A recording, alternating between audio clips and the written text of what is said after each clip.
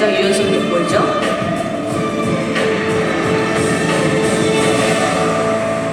네.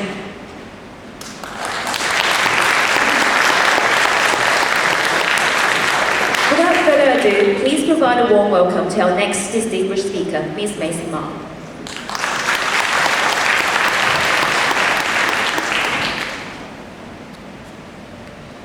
Hello everybody, I am Maisy Ma. It is truly an honor to be invited as a guest speaker today. 4 days ago, it was my 18th birthday. I finally turned 18. Now you may be thinking, why is this girl even here? What kind of a life story can an 18-year-old teach me? Right now, I have a huge audience of successful people from companies all over the world. My experience obviously cannot be compared to you all, since I've just walked into adulthood. This presentation took me weeks to plan, since there is so much about my unique experiences that I would like to talk about. I wrote this speech all myself, because I hope to share my most honest words, making this presentation a worthy one for you all. Let me first introduce myself. Okay. As you all know, I am a Hong Kong figure skating representative, having traveled to more than 20 countries for competitions, such as the video you guys have just watched. That was back in February of this year, in Sapporo, Japan. It was the Asian Winter Games. It is an honor to have won 7 Hong Kong championships and 9 Asian challenges, as well as being the first Hong Kong skater to have medaled at an international game. You might think that my life seems very productive, since I've won quite a few medals and trophies. But ironically, today I am here to talk not just about the bright side of my life. The medals are only a small part of my story. Many athletes may stand up and talk about their amazing experiences at a particular competition, but instead, I will actually use this time to talk about my lowest point throughout the past few months, because I believe that recognizing the achievements is just as important as knowing the story behind what we athletes go through. Starting with a little bit of my background, in 1999, November 18th, Daddy Ma and Mama Ma gave birth to a tattoo-fun-looking baby whom the doctor called her Champion, because she was the loudest crybaby in the entire hospital. Okay, are you guys all ready for the next slide? I was a happy kid, just always laughing. In 2002, my dad's company transferred him to Beijing, China. And so, Mom and I moved there too. The original plan was to move back to Hong Kong after the 1-year contract, but thank goodness the contract extended and we stayed in Beijing. Or else I might never have tried the sport and eventually getting in touch with figure skating. Some parents plan their kids' life before they're even born, some wanting them to be musicians, dancers, etc. My family, however, just wanted me to be a simple, happy girl. We lived nearby a mall, and coincidentally, it had an ice rink inside. There were girls twirling and dancing on the ice, which caught my attention. Just like every young girl, I wanted to be a princess. I thought wearing sparkly dresses and flying around the ice rink would make me the princess I wished to be. So Mom took me skating. And surprisingly, I had a very natural feel on the ice. I was very quick on learning all the basic skills. Not long after that, as I mastered how to not fall and could glide a few laps around the rink, I fell in love with this sport. I danced around the ice rink, loving the speed, feeling like a princess. Even though I skated for fun and pure joy, Mom decided to let me try to take some lessons. It didn't take very long until I started competing. By the time I was just 10, I was surprised to have won silver in the Chinese Junior Nationals.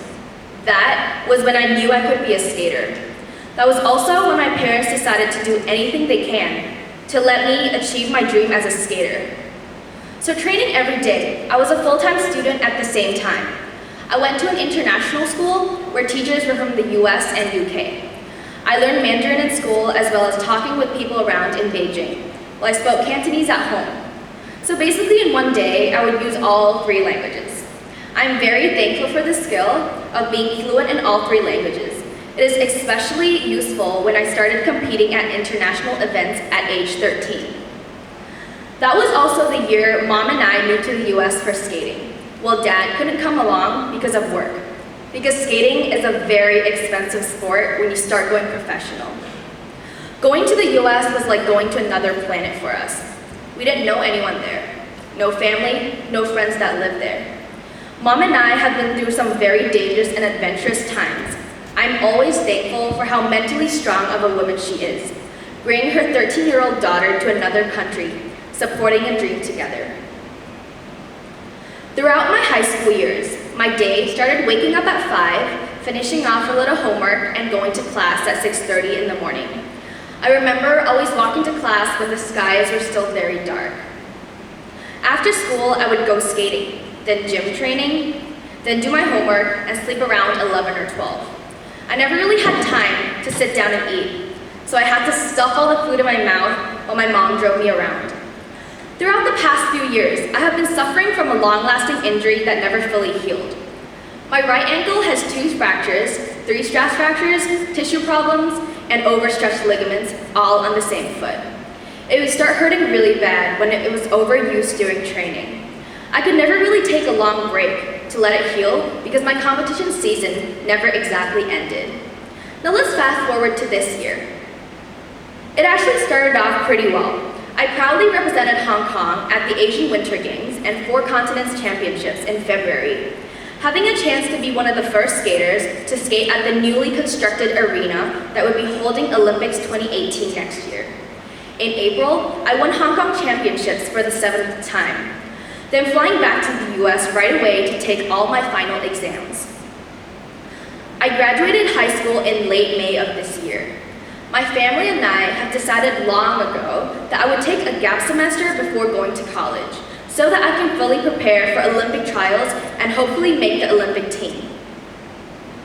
Summer was the last 3 months before Olympic trials. It was tough training to prepare for the big game. I felt good and ready to fight. Unfortunately, intense training made my ankle start to hurt worse than before. It was to the point I was forced to take a break because my knee started to hurt as well. The injury started affecting my other joints. I was devastated because I knew I can't miss Olympic trials, and the injury seems to just be negatively affecting my regular training. I often take painkiller medicines during competition and in training to take away the pain. However, they seem to not work on me anymore. Professionals gave me the advice saying that painkillers can be very dangerous, since you may injure yourself without even knowing about it. So it came down to the decision that I must take a break if I still wanted to skate in the future. I felt defeated, like someone just punched me in the face. This may sound a little off topic at first, but I will explain why the situation hit me exceptionally hard. Let's take this example.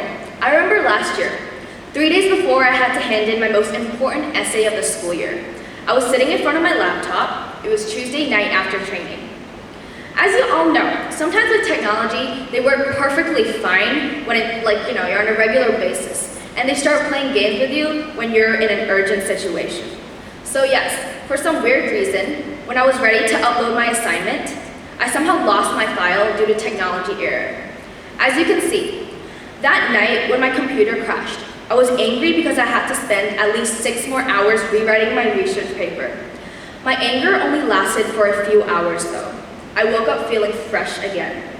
As you can see, this wasn't a huge deal. I basically just explained my situation to my teacher. She gave me another day to complete the work. I had another chance to make it up, another chance to get the grade I wanted. However, as a competitor, if you pass deadlines, you miss your chance. Unrealistically, it is impossible for me to tell the Olympic Committee. Just imagine if I asked them, excuse me, I'm really injured right now, so can you all wait for a second while I'm all recovered and then I'll come join you guys? See, that would just be ridiculous. If you're out, you're out. There's no exceptions, no teacher that can extend my deadline. That is one of the cruel realities of an athlete's life. Throughout the past few years of competing as a world-class figure skater, I've had to withdraw from a few competitions, And of course, it was because of injuries. It is a terrible feeling to withdraw from a competition. There's a sense of doubt in yourself. But still, I've always somehow gotten over it, accepting the fact I would just have to miss that one competition and focus on preparing for the next.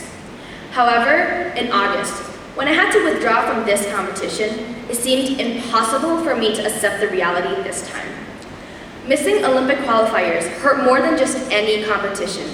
Olympics was my dream. It is every athlete's biggest goal to compete at the highest level of their sport. I was basically one step away from it.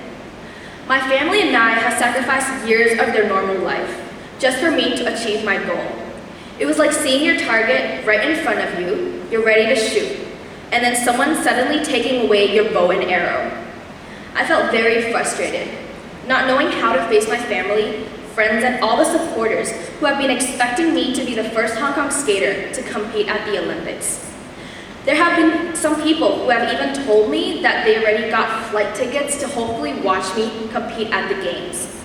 I was so scared to receive phone calls or messages where people asked about my performance at Olympic qualifiers and if I got the spot. I did not know how to react. I would like to talk about a conversation I recently had with my cousin. Just like every Hong Kong local student, she is going to take the DSE college entrance exam soon in April. Having a chance to make it into college for Hong Kong local students is actually extremely hard. She is very nervous, very scared that she wouldn't make it. I told her not to worry, just try her best. I have known many successful people who have retaken their test after failing the first time. So let's say if she really didn't do well this time, she could retake the test the following year and maybe just go to college a little bit later than most of her classmates now. However, if we take her example of missing the chance but earning it back again, can we use the same concept for my situation? Retaking the test for my cousin may only delay her progress for 1 year. Then she would meet her goal of going to college. But if you only take a look at my situation, it is almost incomparable. During the competition season, if I missed my chance in one competition, I would just have to work harder for the next one that would be upcoming soon. But Olympics is different from any other competition. Olympics doesn't happen on a regular basis. It happens only one time in every 4 years. 4 years is a long time. For an athlete, it can be a 180-degree flip. In 4 years, I will be 22. What would my life be like then? I strongly believe that my love and passion for figure skating will never change. But in 4 years, I may not have the same physical ability I had once when I was a teenager. Of course, it is very possible that I fight again for Olympics 2022, but many unknowns are ahead of me. A lot would happen from now to that day. Since it is very clear that I would need to take an actual break from skating to let my ankle recover, I had to unwillingly step back and accept the reality. Speaking from the depth of my heart, it was one of the worst 3 weeks of my life. I'm not exaggerating, but it felt like my world has just collapsed. I remember clearly there were days where I cried in my room for hours. I was scared to realize that this was all happening. People around me, including my coaches, family, and friends, all know me by the tough girl, the one who could always pull through difficulties. However, during that time, I felt like I was going against everything about me. I wasn't the tough girl anymore. And no, I didn't beat the difficulty. It defeated me this time. My mind was a mess. I couldn't face the facts, and my life became so negative.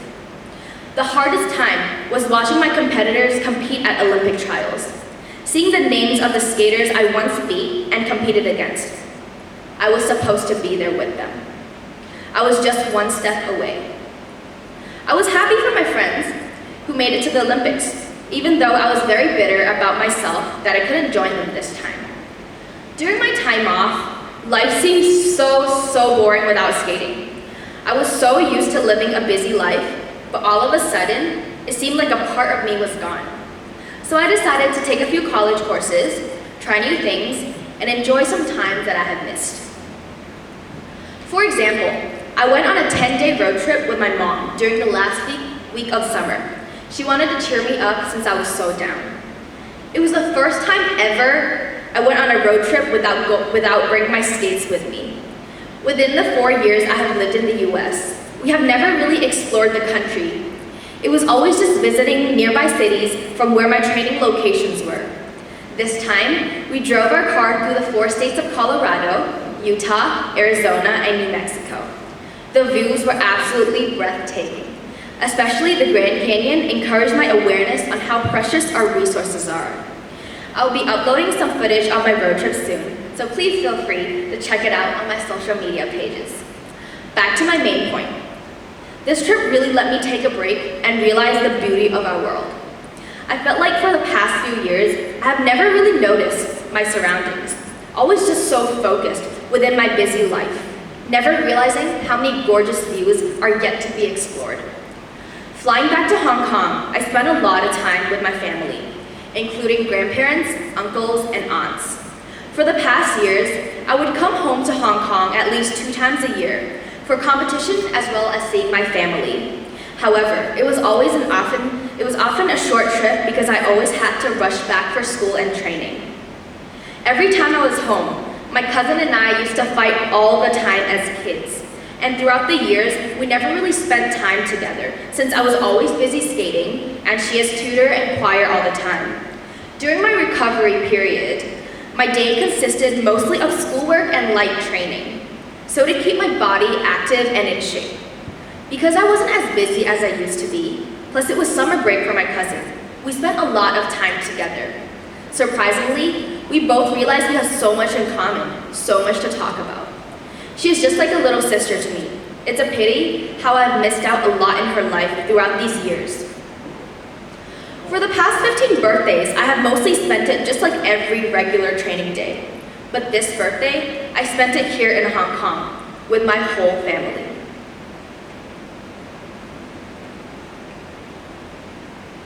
It's gonna work? Okay. Before, my life was wrapped around training and competitions. My weekends were spent with more training, finishing off homework, reviewing class materials, and getting just a little bit more sleep. Whenever my classmates asked me out to go have fun with them on the weekends, I would always be the one saying, "Thanks for the invite, but maybe next time. I have training." In high school, the biggest and most important event of the school year is prom, an annual school dance for juniors and seniors. While my friends talked about the beautiful dresses they brought for prom, I was too busy focusing on my next competition. I missed both my prom dances because I had to fly back home to Hong Kong Championships. Because of skating, I have missed out on a lot of things kids my age enjoyed. But I never complained how different I was.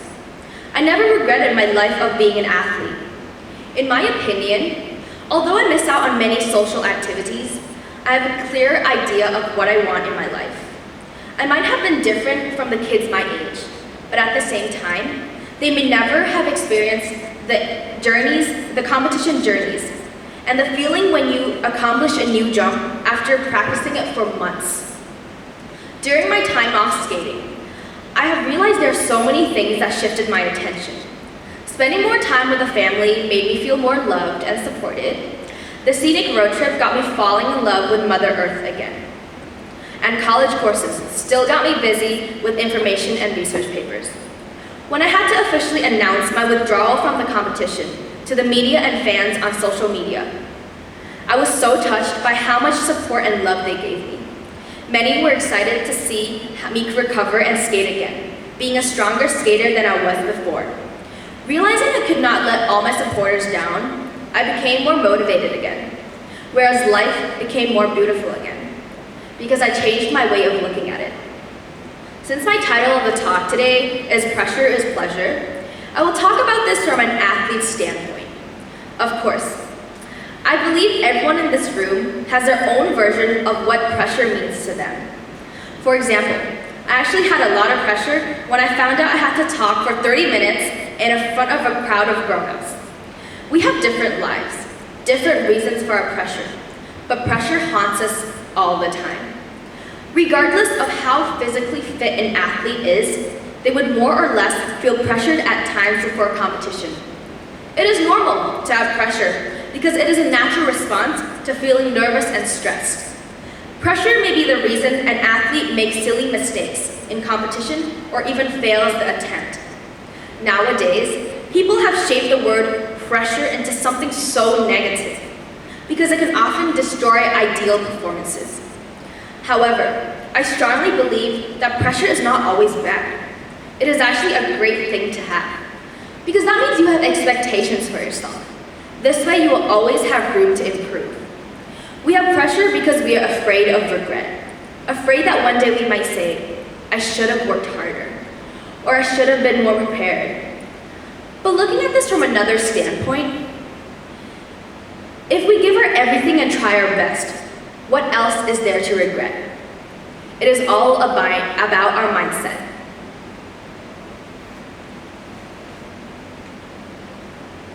I believe that figure skating is a great representation of life. When learning a new jump, we have to fall thousands of times until mastering the move. It is not about how we fall down, but what is more important is how we stand back up and try again. We repeat until we succeed.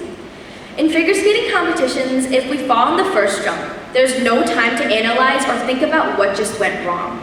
There's a set of jump and spins that follows to complete our routine. We have to let go of that mistake and focus on moving forward to the next move. Skating taught me what resilience is. Resilience does not mean bouncing back to where you were before and lying to yourself that the hard things are not hard. Resilience is the ability to recover from a negative situation back to a positive mindset and moving forward. Even though there are so many similarities between skating and life, there's actually one particular difference that I really want to talk about next. First of all, I'm pretty sure many of you have absolutely no idea how figure skating competition works. But don't worry, because that's why I'm here today. Each skater performs two programs, the short program and the long program. Your final score is based on the combined points you have earned within each program added up together. Each skater is judged by each of the technical tricks, including spins, jumps, and choreographic footwork. We are also judged based on the other factors, such as artistic quality, musicality, skating skills, etc. In every international competition, there are professional and qualified judges who score our performance, then giving a final score that decides our final ranking. In figure skating, the score given by judges represents how advanced of a skater you are. Life, on the other hand, is completely opposite. We do not live based on a score. No one controls your life. There are no judges out there to rank your competition. It is your own decision whether to live your life to the fullest.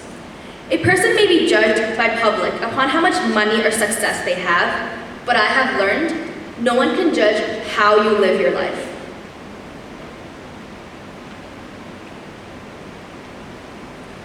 My injury currently has gotten a lot better after the break.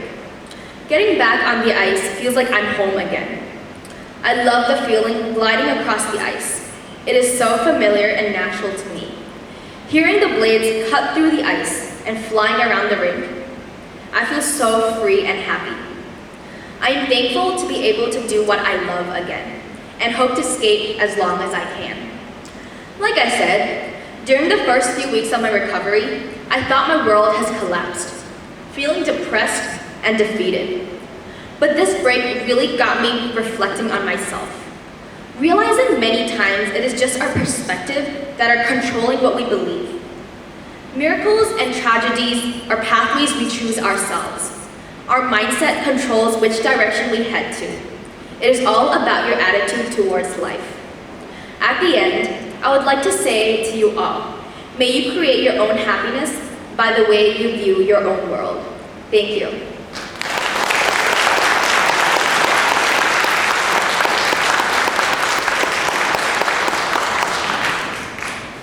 Thank you, Maisy. You may remain on stage. I'd like to invite Ms. Christine Yao, Executive Vice President of PMI Hong Kong Chapter Chair, and the 2017 Hong Kong Congress and 20th Anniversary celebrations.